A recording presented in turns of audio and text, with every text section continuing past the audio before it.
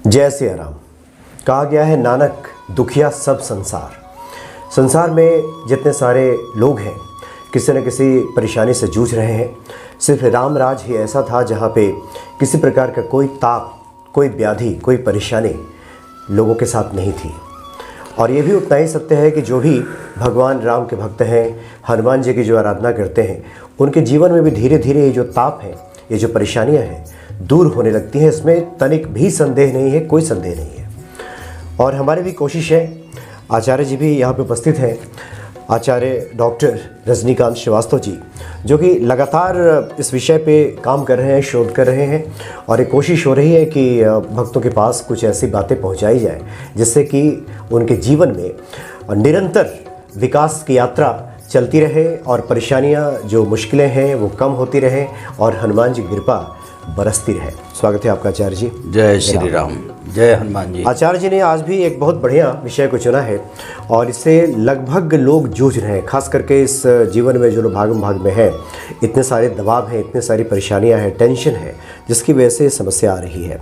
आचार्य जी आज क्या बताने चाह रहे हैं आप? जय श्री राम। देखिए, आज हमारे पास कई लोगों के सुझाव आए हैं जी, और कई लोग मेरे से सवाल करते हैं याददाश्त बढ़ाने के लिए। कहते हैं कि भूलने की आदत से हम काफ़ी परेशान हैं। बिल्कुल। कई बार ऐसा होता है कि हम किसी को फ़ोन पर कुछ गाइडलाइंस देते हैं, गुरुजी याद नहीं रहेगा, थोड़ा सा ना इसको लिख के भेज दो। और मैं इतना बिजी आदमी कि मैं लिखो, तो कई बार उनको हम भेज देते हैं वॉइस रिकॉर्डिंग करके, लेकिन उनकी कोशिश होती है कि लिख के दें। मैंने भूलने की आदत बहुत है, तो भूलने के ऊपर ही मैं आज का सब्जेक्ट रखा हूँ कि हनुमान जी की कृपा से भूलने की आदत को हम कैसे कम कर सकते हैं। याददाश्त हमारी जो दिनों दिन ख़त्म हो रही है, कम हो रही है, तो उसको हम कैसे बढ़ाएंगे। अभी साहब ने एक जिक्र किया राम राज के विषय में। देखिए, इसके विषय में एक शब्द है, आप जानते भी होंगे, दैहिक भौतिक तापा राम राज कहूँ नहीं व्यापा। जी जी। देखिए, ये बात सही है कि आज तक भगवान राम जैसा तो न्याय और सुख शांति किसी के राज में नहीं मिली। हमने तो नहीं देखा, क्या पता मैं रहा होगा या नहीं रहा हुआ। जब मैंने अब तक जो सुना है कि राम के राज जैसा सुख कहीं किसी को नहीं मिला, जैसे कि हम लोगों के पौराणिक ग्रंथ बताते हैं।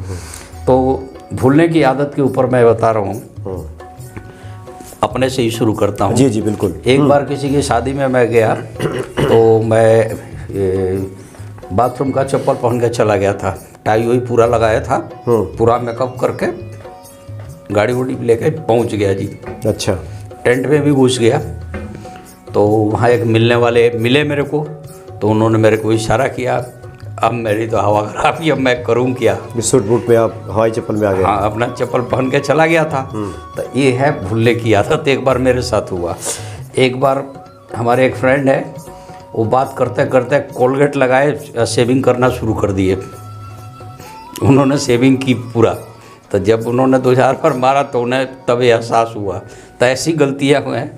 एक बार मेरी मम्मी है, चश्मा इस पर लगा ली और चश्मा ढूंढ रहे हैं कि मेरा चश्मा कहाँ चला गया। जैसे होता ना, कई लोग उठा के ऐसे कर लेते हैं। तो इस तरह की कई गलतियाँ मेरे सामने आई है। आए दिन कुछ ना कुछ भूलने की आदत लोगों की होती है, और सोचते कुछ और हैं, ध्यान कहीं और रहता है, कर कुछ और रहते हैं, तो उसमें ये बीमारी ज़्यादा आती है। और एक माइंड का भी स्टोर होता है, कुछ खान पान की भी कमी है कुछ। अच्छा, इससे जुड़ा एक और भी सवाल है। बहुत सारे जो विद्यार्थी हैं, जो लोग कॉम्पिटिटिव एग्जाम्स की तैयारी कर रहे हैं, प्रतिस्पर्धा में जो लगे हुए हैं, उनका भी कहना होता है कि कुछ खास अवस्था में आने के बाद, यानी कि उनको जब पता चल जाए कि उनका इम्तहान होने वाला है, तो उस समय तो पक्का भूल जाते हैं। तो कुछ ऐसी भी स्थिति आती है जहाँ याददाश्त है। जी जी। अब देखिए, अब इस चीज़ को बहुत मेडिकल साइंस में जाएं तो इससे रिलेटेड कई बीमारियां आ जाती है। अब जैसे बोला जाता है कि एक ये लोग बोलते हैं जी अल्जाइमर, कई लोग बोलते हैं डिमेंशिया की बीमारी आ गई है। माने ऐसी भी बीमारी का वो वर्णन करते हैं। संस्कृत में और हिंदी में बोलते हैं स्मृति का लॉस होना, मतलब याददाश्त कम होते जाना, भूलने की आदत, कई चीज़ें हैं।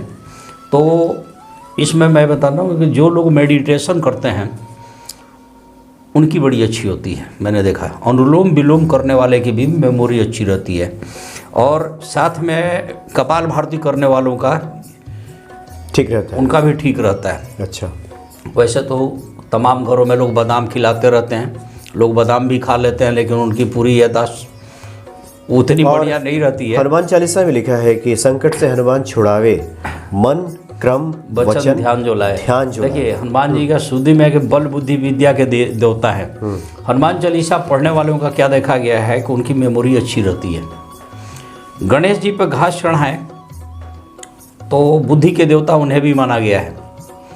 माँ सरस्वती को भी ज्ञान की, बुद्धि की, विवेक की देवता माना गया है, देवी हैं, तो उनकी भी पूजा करने वालों की मेमोरी अच्छी रहती है। जो आदमी सरस्वती चालीसा रोज़ पढ़ रहा हो, आप सामान्य आदमी से ज़्यादा उसकी मेमोरी अच्छी होती है। अच्छा। गणेश जी की जो वंदना करते हैं तो उनकी भी मेमोरी अच्छी होती है। और नहीं तो बड़ा सिंपल है, या देवी सर्वभूतेषु सरस्वती रूपेण संस्थिता नमस्तस्ते नमस्तस्ते नमस्तस्ते नमो नमो। इस मंत्र का जाप अगर रेगुलर किया जाए तो भी बहुत अच्छी मेमोरी होती है। 2 मुखी, 5 मुखी, 6 मुखी रुद्राक्ष भी गले में डाल लिया जाए तो उससे भी मेमोरी को बहुत अच्छी माने शक्ति मिलती है। इसके अलावा मैं बताऊंगा कि ये वास्तु में भी हम लोग क्या बताते हैं कि चांदी के डिब्बी में थोड़ा सा गंगाजल रख लो, चाहो तो उसमें 7 दाने इसकी बढ़िया चावल के जो कहीं से टूटे न हो, तो मन का कारक चंद्रमा है, और उसमें डाल के एक साइड में पूरब दिशा में रख दीजिए। 10 दिन 15 दिन के बाद उसमें से चावल हटा के फिर दूसरा गंगाजल और दूसरा चावल रख दीजिए। नहीं तो सिर्फ सिंपल गंगाजल भी अगर आप रख देते हैं तो उससे भी मेमोरी। चांदी के डिब्बी में कहाँ? पूरब दिशा में, घर के पूरब दिशा में आप रख दीजिए। कई लोग क्या करते हैं कि गंगाजल में चावल डुबो के और शिव जी के जलाभिषेक भी करते हैं, उससे भी मेमोरी बढ़ती है, मैंने जो देखा गया है। तो दूध का कुल्हड़ लेके अगर आप 13 दिन तक लगातार किसी मंदिर में दे दीजिए, दूध का कुल्हड़ जो होता है जिसमें मिट्टी का बना होगा पात्र जो होता है, जिसमें 5 या 7 की संख्या रख लीजिए, 13 दिन तक लगातार देते रहिए तो भी मेमोरी की लॉस की कमी आएगी। कई लोग क्या करते हैं कि गले में चांदी का चेन पहन लेते हैं, इससे भी मेमोरी अच्छी होती है। चांदी का संबंध होता है, एक्चुअल क्या है कि इसका मेमोरी के विषय में अगर ज्योतिष में आप जाएं तो बुद्धि, विवेक, ज्ञान, स्मृति, स्मृति मीन्स याददाश्त, इसके देवता गणेश जी भी हैं, बुद्ध देवता भी हैं। और हनुमान चालीसा अगर पढ़ो तो हनुमान जी का बहुत ज़्यादा इसके ऊपर कृपा है, उनकी याददाश्त बहुत अच्छी थी। तो हनुमान चालीसा काम करता है, गणेश चालीसा भी काम करता है, और सरस्वती जी तो ज्ञान की, बुद्धि की, विवेक की देवी ही हैं, तो उनका भी बहुत अच्छा क्या कर है। गाय का घी खाने वाले का आप देखेंगे उसकी मेमोरी अच्छी रहती है। लेकिन अब एज फैक्टर होने के बाद मान लीजिए कि कोई 50-60 या उससे अधिक उम्र का है, उसकी एज बाई मेमोरी लॉस हो रही है, हो सकता है उसको घी मना किया गया हो, फैट बढ़ रहा हो, चाहे कोई भी कारण है। गाय के दूध पीने वाले का भी मेमोरी अच्छी रहती है। तो इस तरह से कई चीज़ें हम लोगों ने देखा है कि बड़ा अच्छा इसमें मेमोरी की बातें रहती है। अब एक साहब जी थे मेरे जानने में जी, तो वो भी कहीं गए तो पैंट का चेन खुला ही छोड़ गए और पार्टी में चले गए। पार्टी में तो क्या ये होता क्या है कि वो सोच कहीं और रहे हैं और काम कहीं है, वो घर अलाइनमेंट नहीं है। जैसा कि हमने शुरू में कहा कि मन कर्म वचन ध्यान जो लाए, हाँ वो कहीं और मन कर्म वचन ध्यान, इन चारों का। हाँ जी जी। कई बार क्या होता है कि लेडीज घर की चाबी, चाहे कोई इंपॉर्टेंट कागज, चाहे कोई रख के भूल गई, अब उन्हें याद तो आ ही नहीं रहा है, अब वो काफ़ी परेशान हो रही हैं। तो ऐसी स्थिति में क्या आ जाए कि हनुमान जी का ना श्लोक पढ़ना शुरू कर दीजिए, पहला ही चौपाई यही, बुद्धि विवेक के देवता, और 5 मिनट शांति से बैठ जाइए। हो सके तो गंगाजल पी के आप पूर्व की तरफ मुंह करके आप 5 मिनट बैठ जाइए, तो धीरे से आपको याद आ जाएगा कि ये चीज़ मैंने यहाँ रखी हुई है, ये चीज़ें हैं। कई बार पैर का अंगूठा दबा दिया जाता है, दोनों पैर का अंगूठा दबा दीजिए, अगर दबा दिया जाए ऐसे जहाँ बैठे हैं, अशांति से बैठ जाइए, थोड़ा मुंह हाथ साफ कर लीजिए, तब आपको याद आ जाएगा कि ये चीज़ मैंने कहाँ रखा है। कई बार होता है इंपॉर्टेंट चीज़ कहीं आदमी छुपाने के चक्कर में स्थिर रखने के चक्कर में बहुत ही स्थिर रख दिया, भूल गया, तो मेमोरी के केस में ज़्यादा। अच्छा आचार्य जी, थोड़ा सा और भी स्पष्ट कर दें। बहुत सारे ऐसे जो भक्त हैं, जो लोग, जैसे कि हमने शुरू में कहा कि जो विद्यार्थी होंगे उन लोगों को कुछ याद नहीं होता। जैसे कई बार कुछ लोगों के बहुत सारे प्रश्न आते हैं कि हम चाहते हैं कि, जैसे कि हमने कहा कि परीक्षा के टाइम में ही भूल जाते हैं, तो उन लोगों को क्या करना चाहिए? उनको क्या करना चाहिए कि एक तो अपना तकिया के नीचे या गद्दे के नीचे फिटकरी रखना चाहिए और सरस्वती जी की एक तस्वीर रखना चाहिए, उसको वो प्रणाम करें। एग्जाम के टाइम में स्ट्रेस ज़्यादा होती है, तो अगर कुछ भी नहीं करें तो श्री गणेशाय नमः बोलने में क्या देता है, चाहे श्री हनुमंते नमः बोलने में, या राम भक्त श्री हनुमंते नमः, चाहे राम भक्त हनुमान जी की जय हो, उनको बोलने में इसमें तो कुछ जाता नहीं है। इसको बोले और तस्वीर रखें अपने आसपास। वैसे भी विद्यार्थी लोगों को अपने आसपास ना हनुमान जी की और माँ सरस्वती की तस्वीर जरूर रखना चाहिए। और हिंदू में नियम है कि कोई भी पूजा से पहले गणेश जी की वंदना जरूर की जाती है, तो गणेश जी को पहले प्रणाम करना चाहिए उसका, तो उनकी याददाश्त बढ़ जाएगी। अब पैर धुल के जो आदमी सोता है या पैर धुल के जो आदमी पढ़ने बैठता है तो उसकी मेमोरी अच्छी होती है। जी जी। और ये भी जो कि स्टूडेंट्स के कमरे में आमतौर पे आजकल देखा जाता है कि अच्छा, बच्चे क्रिकेटर्स की, फिल्म स्टार्स की इधर उधर की तस्वीरें लगी होती हैं। वो बहुत गलत है। वो उनका दिमाग शुक्र से रिलेटेड फैंसी आइटम की तरफ डाइवर्ट कर रहा है, विद्या की तरफ नहीं ले जा रहा है। विद्या के लिए तो देखिए शास्त्रों में ग्रहों में चलोगे तो इनको लिया जाता है, बृहस्पति महाराज जी को इनको लिया जाता है। और देवी देवता में तो यही 3 देवता हैं जिनके पास विवेक है, बुद्धि है, इसके देवता है जिनको ये माना गया है।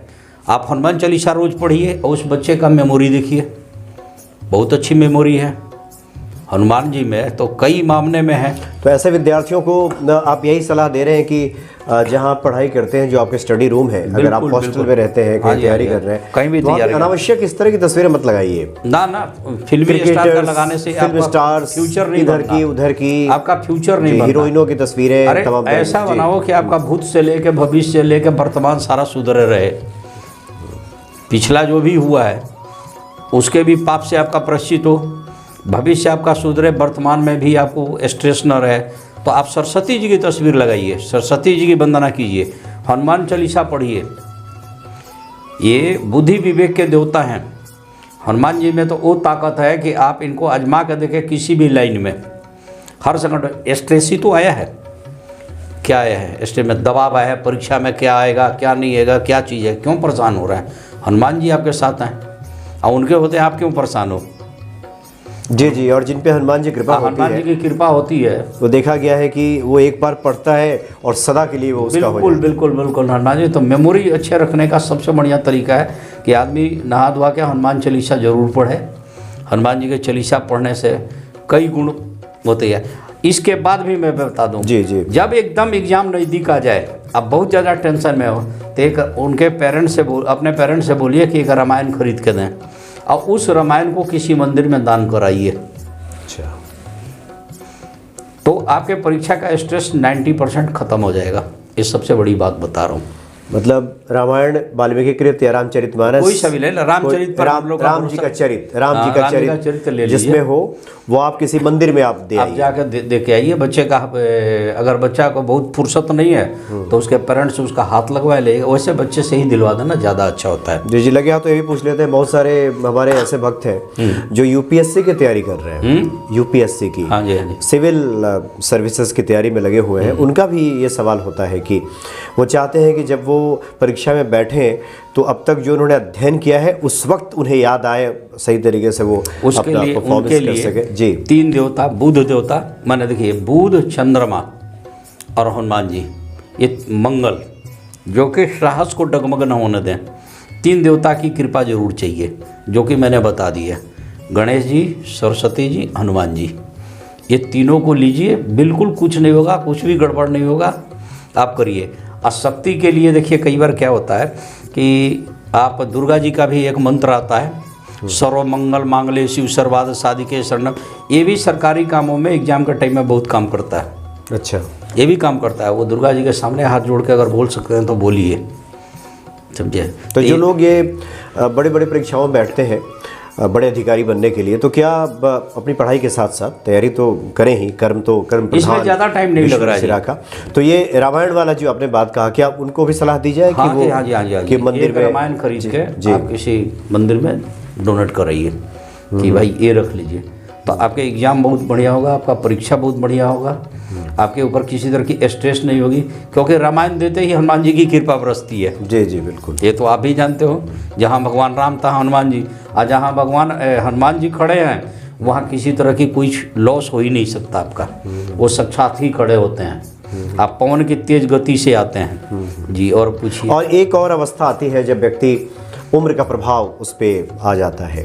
ऐसे बहुत सारे जो 65 साल 70 साल के ऊपर के लोग जो भक्त हैं, उनका भी कहना होता है कि उनमें भूलने की आदत बढ़ती जा रही है, या कई बार उन्हें कब क्या करना है ये भी कई बार एहसास नहीं होता। उन्हें सब कब नहाना है, कब सोना है, कब पूजा करनी है। 6 मुखी रुद्राक्ष हम लोग सफ़ेद धागे में गुथवा के और गले में डलवा देते हैं, तो इस चीज़ में कमी आ जाती है बड़े बुजुर्ग को। और वैसे भी बड़े बुजुर्ग को हम लोग सलाह देते हैं कि रात को सोते वक्त पैर के तलों में थोड़ा सा सरसों तेल लगा के सोएं, और थोड़ी सी नाभि में भी डाल लें तो ज़्यादा अच्छा। तो बुढ़ापे के ये वाली जो लक्षण है इसमें काफ़ी कमी आ जाती है। अच्छा, सरसों तेल थोड़ा, हाँ, नाभि में अगर डाल के सोएं, आप पैर के तलों में थोड़ा सा नीचे से लगा लें और सोएं, तो भूलने की आदत जिसको बोलते हैं losses of the memory power जितनी है ये सब कम हो जाती है। और संस्कृत में लोग बोलते हैं कि स्मृति का ह्रास होना, तो स्मृति का ह्रास नहीं होगा, तो ये ठीक होती है। जी जी, यानी कि जो उम्र दराज लोग हैं तो भी ये काम कर सकते हैं। हाँ जी, हाँ जी, उनके लिए बड़ा अच्छा होता है। और आपने तो शुरू में ही इस बात का जिक्र किया कि जो लोग हनुमान जी की शरण में हैं, हनुमान चालीसा का पाठ करते हैं, उनके सामने तो इस तरह की समस्या आती ही नहीं है। लेकिन अगर आ रही है, चाहे उम्र के आप किसी पड़ाव पे हो, चाहे वो आप विद्यार्थी हो, गृहस्थ हो, या फिर आप वानप्रस्थ वाले उम्र में पहुंच गए हो, तो आप ये इस्तेमाल आप कर सकते हैं। मैं बताऊं, जी जी, हनुमान जी के पैरों का सिंदूर जब यहाँ पे लगाई जाती है ना, तो मैंने भक्ति भाव से आप लगाएं तो यहाँ पे एक सनसनाहट की अनुभूति होती है। अच्छा, वो आपके ना ये जो नर्व्स हैं, जहाँ पे ज्ञानेंद्रियाँ हैं, आज्ञा चक्र है, वो पूरा हिला देगा। ये सब शक्ति है हनुमान जी में। तो हनुमान जी की पूजा करने वालों को ये सब नहीं होती है, माने स्मृति का ह्रास नहीं होता है। और बताइए। जी जी जी, यानी कुल मिला के यही सारे उपाय हैं, चाहे आप विद्यार्थी हो, चाहे आप किसी भी उम्र में हो। तो आप आचार्य जी ने आपने तो काफ़ी कुछ उपाय बता दिया अब इसमें, और आप इस पूरी बातों के क्रम को दोबारा आप सुनेंगे तो बहुत सारी चीज़ें क्लियर भी हो जाएंगी उसमें। और ख़ास करके बुज़ुर्गों के लिए आपने बहुत बढ़िया उपाय बताया कि पैरों में वो सरसों का तेल लगा लें, और उसके बाद फिर, और विद्यार्थियों के लिए ये बहुत आवश्यक है, क्योंकि काफ़ी लोग कॉल भी करते हैं, मैसेज करते हैं, मेरे पास भी कई आए हैं, और हमने देखा भी है कि उनके जो पढ़ाई का जो कक्ष है उसमें अनावश्यक चीज़ें बहुत रहती हैं, जिसको, सही बात है, उसमें अनावश्यक चीज़ें जिसको नहीं होना चाहिए था, जो कि आपको पॉजिटिविटी की तरफ जो चीज़ें नहीं ले जाती उसको आप हटा दीजिए। देखिए, मंडे में अगर कोई चांदी की गिलास में पानी पिए, हाँ, जो बच्चे, तो उनकी भी मेमोरी जो है कम पढ़ते हैं, ज़्यादा याद होती है, क्योंकि चंद्रमा मन का कारक है और मन बैलेंस में रहता है। तो मन और इसका बोलते हैं कि ध्यान का भटकना, इसमें कमी हो जाती है, ऐसे भी बताए गए हैं और देखा भी गया है। अब हो सकता है कि हर आदमी के पास चांदी का गिलास अवेलेबल ना हो, हर तरह के बच्चे हैं, देखिए अपना देश जो जिस तरीके से है, तो उनके लिए चांदी की ना कुछ अपने पास रखना चाहिए। चांदी की गोली ही रख लें अपने जेब में, ऐसे भी है। जी जी जी जी, तो कुल मिलाकर आप ये उपाय करें, और निश्चित तौर पे जो भूलने की आदत है, जो ये परेशानी है, उससे आप निजात पाएंगे। और हनुमान जी को हमेशा याद रखिए।